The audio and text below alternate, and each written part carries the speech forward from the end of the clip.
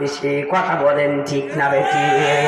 এই জন্য যুবক আল্লাহর হাবিবের মাক্কি জীবনী একটু মনোযোগ দিয়ে শুনেন না, চোখের পানি পালায়া কাঁদতে হবে। আল্লাহর হাবিবের মাক্কি জীবনের ঘটনা।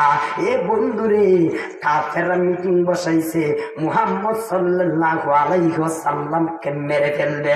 জোরে জোরে কি নাউজুবিল্লাহ বলা যাবে না? কাফেররা মিটিং বসাইছে আমার নবীরে মেরে ফেলবে। আর মিটিং এর আওয়াজ একজন শূন্য ফালাইছে, তিনি অন্য কেউ নয়, তিনি হলো হযরতে সিদ্দিক আকবর। জোরে জোরে কি আল্লাহু আকবার বলা যাবে না? সিদ্দিক আকবর কই, ইয়া রাসূলুল্লাহ, নবী গো, ও মায়ার নবীজি, ও রহমাতুল লিল আলামিন, কাফেররা মিটিং বসাইতেছে আপনি নবীরে মেরে ফেলার জন্য। ইয়া রাসূলুল্লাহ, নবী গো,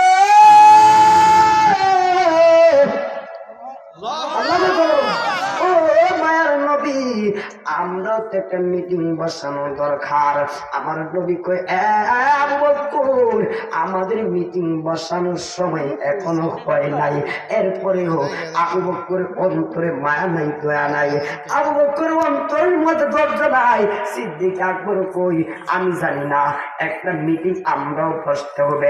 আল্লাহলে ইয়া রাসূলুল্লাহ, নবী গো, আমার একটা বার হুকুম দেন না, এদের সাথে প্রকাশ্য যুদ্ধ করে আমি আমার জান দিয়ে দিব। ইয়া রাসূলুল্লাহ, আমরা মুমিন মনহাটির ফুলাফান ঈমান দিব না। কথা বলেন ঠিক না বেটি?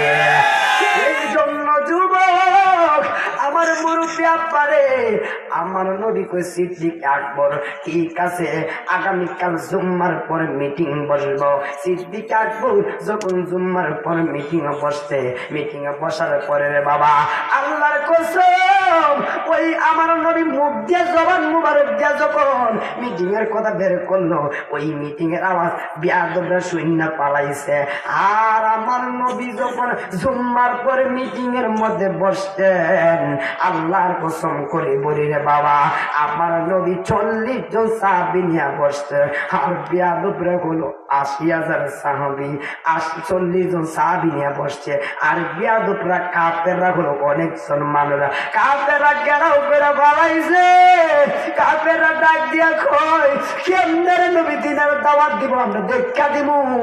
আমার যুবক ভাইরা নীরব থাকা লাগবে। আমি শুধু গনে গনে কথাটা বইলা দিয়া যাই, কেমনে নবীরে মাইক করছে, কেমনে নবীরে মাইক করছে। আরে কোন নবীর বদন মুবারকে আঘাত করলি, কোন নবীর বদন মুবারকে আঘাত করলি রে, কোন নবীরে তোরা মারলি? নবী চিনলে না, নবী চিনলে না, নবীর মতো নবী চিনলে না। আল্লাহর কসম, এবার আমার নবী মিটিং এর মধ্যে বসলো। কে আগে আমার নবী ঘোষণা করলো, তোমাদের মধ্যে কে আছো, কে আমি নবীর জন্য জীবন দিবা এবং যুদ্ধের মধ্যে অংশগ্রহণ করবা? কেউ দাঁড়াই নাই। হযরতে আবু বকর দাঁড়ায়া কই, ইয়া রাসূলুল্লাহ, নবী গো, মায়ার নবীজি, আমি আপনার যুদ্ধের ময়দানে আগে অংশগ্রহণ করব। জোরে জোরে কি আল্লাহু আকবার বলা যাবে না?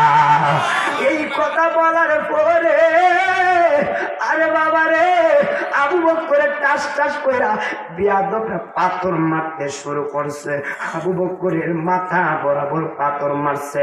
আবু বকরের মাথাটা পাইটা গেছে। আবু বকরের মাথাটা বাইদা গেছে।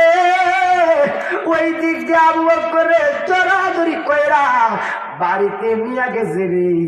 আর ওই দিক দিয়া আমার নবীরে চড়াদড়ি কইরা বাড়িতে নিয়ে গেছে। আরে কোন নবীর বিরোধিতা করো, কোন নবীর কথা বলো, কোন নবীরে তুমি আঘাত দাও, কোন নবীর বিরোধিতা করো?